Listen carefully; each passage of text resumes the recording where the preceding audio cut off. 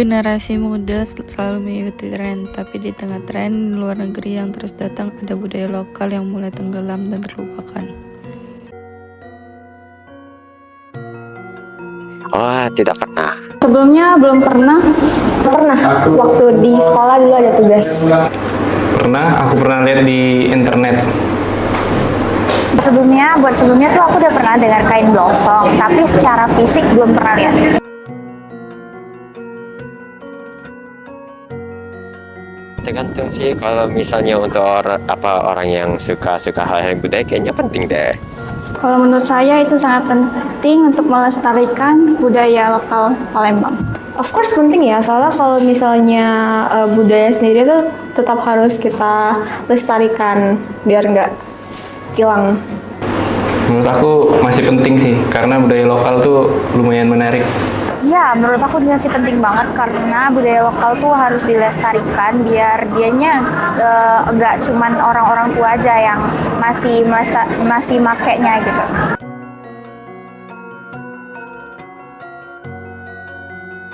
Mungkin kan menurut saya sih karena orangnya ada seleranya sendiri sih. Jadi kalau misalnya mereka suka pakai yang dari luar mau yang simple itu terserah mereka. Kurangnya media promosi dari media sosial maupun media lainnya. Kayaknya itu tergantung pribadi masing-masing ya. Mungkin ada yang suka fashion luar maupun budaya nasional, karena ada yang lebih tertarik dengan budaya nasional kita, ada juga yang lebih tertarik sama fashion luar. Itu tergantung pribadi masing-masing juga. Mungkin budaya luar tuh lebih menarik dari budaya lokal gitu. Jadi anak-anak zaman sekarang lebih milih budaya luar? Mungkin ya dari segi mindset mereka pikir sesuatu yang lokal itu berkaitan sama sesuatu yang udah tua dan mungkin nggak trendy dan nggak lekat sama kehidupan sehari-hari mereka. Mungkin jadi karena dari itu mereka jadi kayak jarang dan mungkin lebih ke nggak mau karena mereka takutnya dianggap sama yang lain tuh kayak apaan sih, kok aneh banget, itu kan sekarang udah nggak dipakai lagi kayak gitu.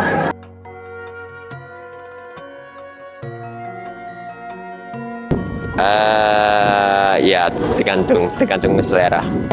Tentu tertarik. Of course tertarik, karena itu dua budaya yang digabungin jadi satu, nasional dan juga fashion luar dapat gitu. Jadi kalau kalian mau OTD-an juga oke. Mungkin tertarik di bagian baju ya mungkin. Kalau kain tradisional dibuat modern, mungkin aku tertarik ya makanya. Karena kalau menurut aku kalau misal kain tradisional itu digabungin sama hal-hal yang modern, maksudnya kayak dari segi fashion yang modern, tapi pakai kain tradisional itu mungkin bakal dilihat sama orang ya. Apalagi kalau misal fashionnya itu lagi tren di waktu itu, mungkin orang bakal kayak tertarik buat beli.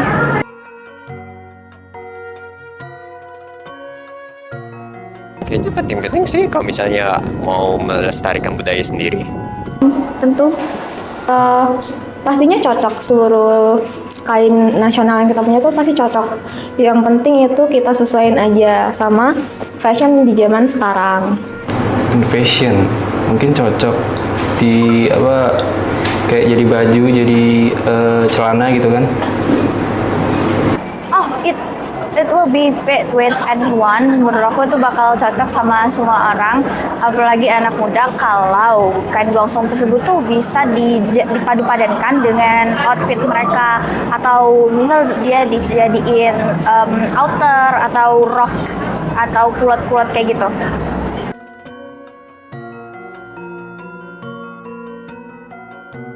Uh, 70% bisa, yang sisanya ya gimana ya, sisa orang lebih penting lihat postingan saudara mereka sendiri. Bisa seperti media sosial TikTok ataupun Instagram. Of course, karena sekarang itu media sosmed itu sangat berpengaruh bagi branding produk. Jadi aku rasa ya pasti berpengaruh banget. Bisa banget. Yes, menurut aku media sosial itu adalah salah satu cara paling efektif buat ngenalin budaya lokal ke semua orang. Karena semua orang pasti, hampir semua orang di dunia itu pasti megang media sosial kan. Jadi kalau misal ada kita mengenalkan budaya lokal kita terhadap media sosial, otomatis itu tuh bakal ke semua orang tuh bakal ngeliat. Jadi itu bakal caranya menjadi lebih efektif buat memperkenalkan budaya lokal dan supaya dia tidak punah.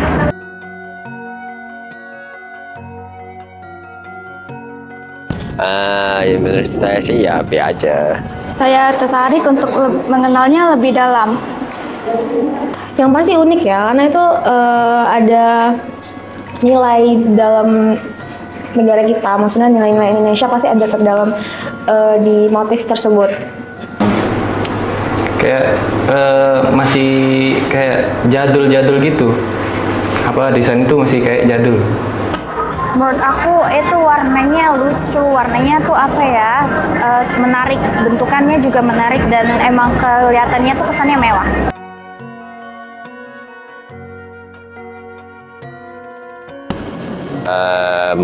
Apa ya? Mungkin tas, kain.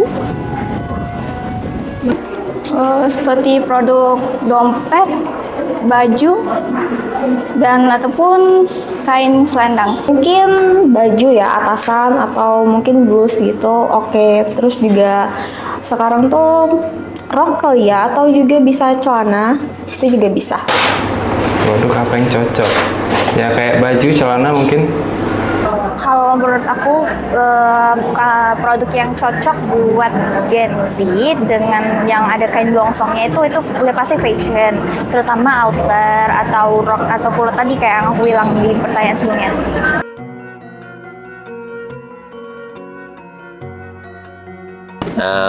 Kalau kapan itu menurut saya sih tergantung dari perkembangan tren ya. Kalau misalnya tren sekarang nih bagi anak muda suka yang longsong, kayaknya ada beberapa orang yang bisa pakai, bisa. Tentu relate sih. Keren sih, menurut aku kita nggak bisa harus terus-terusan terpatok sama budaya luar ya. Of course kita juga harus mengembangkan apa yang ada di dalam negeri kita. Jadi aku rasa Gen Z juga harusnya bisa tetap punya rasa nasionalisme ya. Jadi nggak terpatok ke budaya barat terus-terusan. Lebih relate ya kalau lebih diinovasiin sama gaya anak-anak zaman sekarang gitu, ngikutin perkembangan zaman. Kalau menurut aku, kalau budaya lokal pasti bisa relate dan cocok sama dipakai buat Gen Z, karena kalau terutama fashion ya, karena kan sekarang tuh banyak orang yang kayak pasti semua orang pengen looknya good dan looknya tuh nice kayak gitu. Apalagi kalau kita jadiin sebuah kain itu tren, kita jadiin dia fashion yang bisa dipakai sehari-hari, itu pasti jadi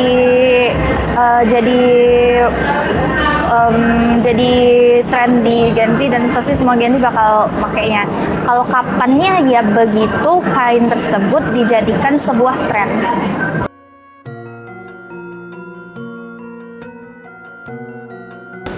Tidak. Itu saya akan support karena itu akan melestarikan budaya lokal asal Palembang. Terus aku support karena aku bener-bener pecinta brand lokal, sangat amat pecinta brand lokal. Jadi kayaknya kalau misalnya ada brand lokal yang oke dan ada nilai Indonesianya, kenapa enggak gitu? Nggak harus terus-terusan brand luar, karena kan produk lokal juga nggak kalah bagus sama brand luar. Tertarik, mungkin nggak terlalu support ya, itu aja sih. Yes, of course. Aku pasti bakal support dan bakal tertarik banget buat pakainya, apalagi terutama kalau misal kain blongsong tersebut tuh cocok gitu sama fashion zaman sekarang dan fashion Gen Z zaman sekarang. Tapi I think sometimes the things that are traditional itu harganya tuh agak pricey ya. Jadi kita lihat tergantung sama harga yang diberikan. Banyak anak muda mengenal budaya luar tetapi belum mengenal budaya daerahnya sendiri. Kain blongsong itu berasal dari era Kesultanan Palembang Darussalam. Ketika itu kain blongsong itu menjadi alternatif dari penggunaan kain songket yang kesannya memang mewah dan mahal. Nah, kain blongsong ini dia tidak terbuat dari benang emas seperti kain songket, dia dari benang biasa sehingga itu bisa digunakan oleh masyarakat biasa sebagai alternatif dari penggunaan kain songket yang kesannya memang mahal gitu ya. Nah, itu asal usul dari kain blongsong. Dalam kain blongsong ini hampir sama dengan kain songket. Dia menunjukkan bahwa masyarakat yang menggunakan kain itu sudah memiliki tata aturan yang dihormati atau dijunjung tinggi oleh masyarakat, sehingga pemakaian kain blongsong ini menunjukkan nilai kemanusiaan dalam masyarakat. Jadi kain blongsong itu dulu berfungsi sebagai kain yang dipakai oleh masyarakat ketika acara-acara seperti misalnya pernikahan, upacara-upacara adat tradisional, perkawinan ya, itu dipakai sebagai kerabat-kerabat keluarga mempelai yang perempuan khususnya menggunakan kain blongsong ini, sementara bapak-bapaknya menggunakan kain tajung seperti itu. Selain biasanya pengantin menggunakan kain songket, karena kain songket untuk tingkat kehormatan. Nilai kain blongsong ini untuk masyarakat umum yang tidak bisa menggunakan kain songket karena yang mahal tadi, sehingga masyarakat mencari alternatif, itulah kain blongsong. Sekarang ini kain blongsong itu masih dipakai oleh masyarakat Palembang maupun Sumatera Selatan dalam upacara-upacara tradisional. Dia memiliki motif-motif mirip seperti songket, tapi terbuat dari benang biasa. Nah, biasanya kalau kain blongsong dipakai oleh ibu-ibu, kaum perempuan, kalau kain tajung untuk bapak-bapak. Selebihnya itu kain songket yang menggunakan benang emas. Jadi kain blongsong itu sebagai hasil dari jenius lokal masyarakat yang ada di Palembang maupun Sumatera Selatan yang bernilai tradisional. Karena itu kain blongsong layak dilestarikan oleh masyarakat, oleh generasi muda terutama, untuk menghargai nilai-nilai tradisi yang sudah dihasilkan oleh leluhur kita dulu. Jadi pelestarian itu penting karena untuk menghargai nilai-nilai yang ada sejak dulu. Di balik setiap motif ada cerita, doa, dan identitas masyarakat Palembang yang diwariskan dari generasi ke generasi. Untuk mempertahankan kain-kain ini memang istilahnya kita itu, karena kain-kain ini kan istilahnya budaya Sumatera Selatan. Jadi kita semaksimal mungkin bagaimana untuk mempertahankan kerajinan-kerajinan kain tenun tajung ini supaya lebih eksis lagi ke depannya. Mungkin diantaranya seperti itu. Oh iya, ya mungkin karena zamannya sekarang sudah beda ya, nggak seperti dulu.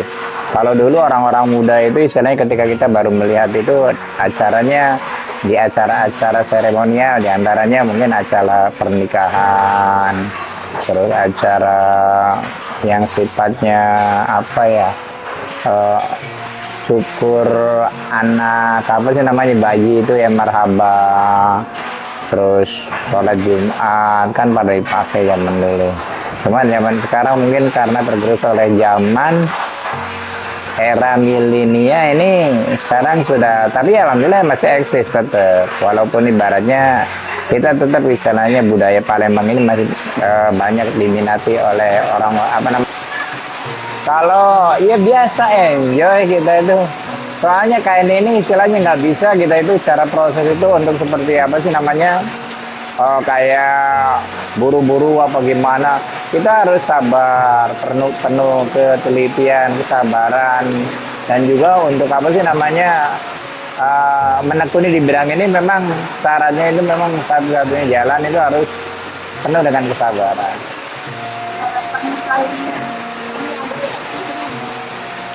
Saya tetap, walaupun bagaimana, saya kan termasuk dari tahun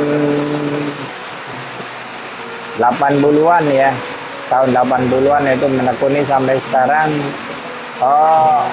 Supaya tetap eksis, kita tetap apa sih namanya, kita ada event-event diantaranya mungkin pameran-pameran, kita selalu mengikuti pameran-pameran di wilayah Sumateranya. Terus keluar dari Sumatera kayak di Jakarta, terus di Jogja, Surabaya, kita tetap mengikuti pameran-pameran untuk memperkenalkan budaya-budaya kain tradisional. Enggak juga ya, enggak juga. Kalau zaman sekarang ini kapanpun kita ya, tapi yang jelas itu ketika ada acara-acara sifatnya yang seremonial, itu biasanya banyak orang anak-anak juga pakai. Proses pembuatannya di sentra tenun Tanjung Tuan Kendang kan sebagai klaster di sini, untuk apa sih namanya, melestarikannya itu tetap masih mempertahankan di tempat yang dari dulu sampai sekarang, tetap kita di apa namanya, sentra tenun Tanjung Tuan Kendang. Dan di Kelurahan Tuan Kendang juga, Kecamatan Jakabaring. Ini salah satu contohnya, ini prosesnya. Dari awal kan istilahnya pemintalan, penggulungan benang. Setelah penggulungan ini seperti ini digulung-gulung. Setelah digulung, baru nanti kita itu membutuhkan benang berapa ribu benang. Nah, dikumpulkan di sana. Kita untuk bisa mencapai umpamanya berapa ya, sekitar bangsa 3.500 umpamanya. Nah, itu seperti ini caranya untuk mengumpulkan apa namanya, persiapan untuk di mesin tenun yang ada di dalam, supaya lebih apa sih namanya, lebih bagus, karena di situ kan istilahnya sudah ukuran apa sih namanya, bidang pakannya itu bagaimana supaya artinya pas, jangan sampai lebih, jangan sampai kurang. Kalau lebih sayang karena kita pemborosan ya, banyak limbahnya jadinya, dan banyak juga mungkin ruginya. Tapi kalau mamanya kurang juga salah juga.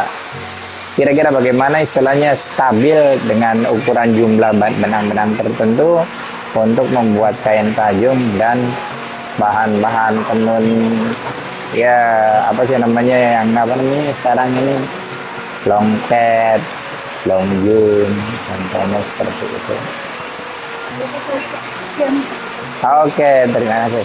Satu lembar kain dibuat bukan dalam hitungan jam, tetapi melalui proses panjang penuh ketelitian dan makna.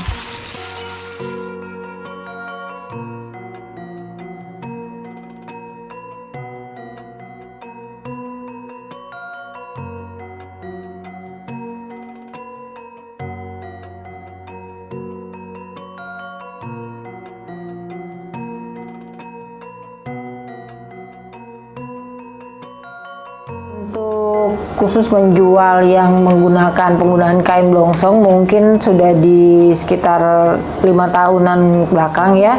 Tapi kalau usaha alas kakinya sendiri ini sudah sejak dari 2014, sudah masuk 10 tahun lebih. Oke, kalau di Nadina Salim sendiri memang fokus utamanya di alas kaki yang menggunakan kain blongsong seperti yang kelihatan di sini.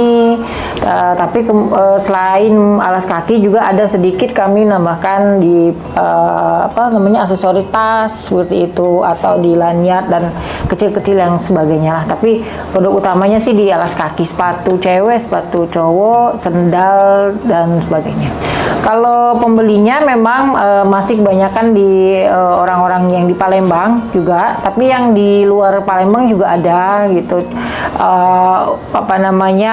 Umumnya diawali dari kayak teman sendiri yang memang dia sudah di luar kota, habis itu dia kasih tahu ke temennya suka juga seperti itu. Jadi alhamdulillah ya kami juga ikut menyebarkan wastra Palembang ini menjadi produk fashion di luar kota Palembang.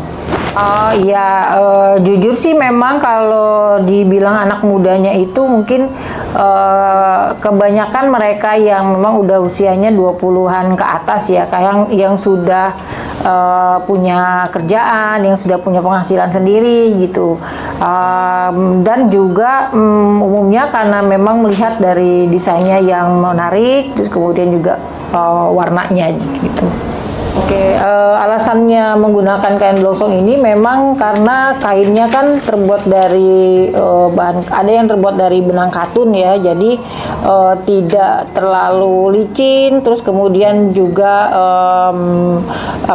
sustainable juga karena bahan alami, dan kalau misalnya dia dipakai menjadi alas kaki itu kesannya itu mewah bisa, ke casual juga bisa. Sedangkan kalau misalnya songket ya, misalnya kalau songket itu kan benar-benar udah kelihatan mewahnya. Jadi dia ketika mau dibikin casual tuh kayaknya sayang gitu jatuh seperti itu.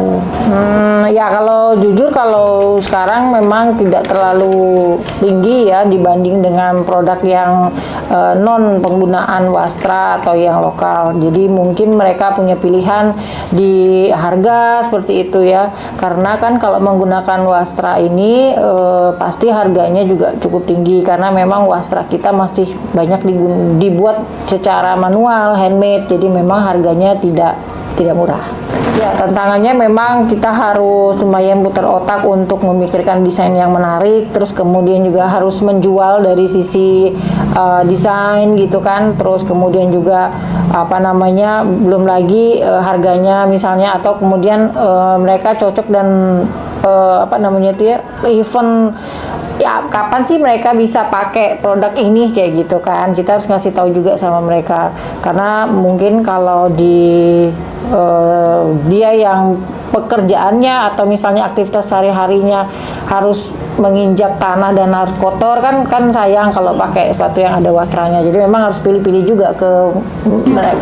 Ya harapannya sih memang harus bangga ya pakai produk lokal, apalagi ada wastranya, karena kan memang wastra ini kan adalah salah satu bentuk peninggalan budaya yang masih ada di Palembang sampai saat ini dan masih terus dipertahankan dan terus berkembang gitu kan. Walaupun kita tidak mempunyai satu museum khusus atau institusi atau akademi khusus yang membahas tentang kain Palembang, salah satunya blongsong ini. Tapi teman-teman pengrajin dan termasuk saya juga yang berusaha di bidang penggunaan wastra ini selalu semangat untuk menggunakan kain Palembang supaya ada dan tetap lestari seperti itu. Harusnya sih generasi muda masih bangga ya menggunakan produk lokal yang menggunakan wastra supaya wastra lokal kita ini tetap panjang umurnya, masih dipakai sampai dari masa ke masa. Harganya ini mulai dari 400 ribuan sampai 800-an gitu juga ada. Kini kain blongsong tidak hanya hadir sebagai kain tradisional, tetapi juga berkembang menjadi produk kreatif yang lebih dekat dengan kehidupan anak muda zaman sekarang.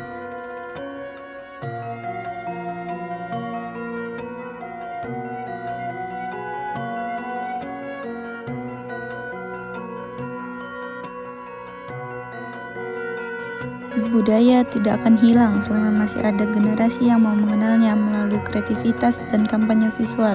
Kain blongsong dapat kembali hadir sebagai kebanggaan anak muda Palembang.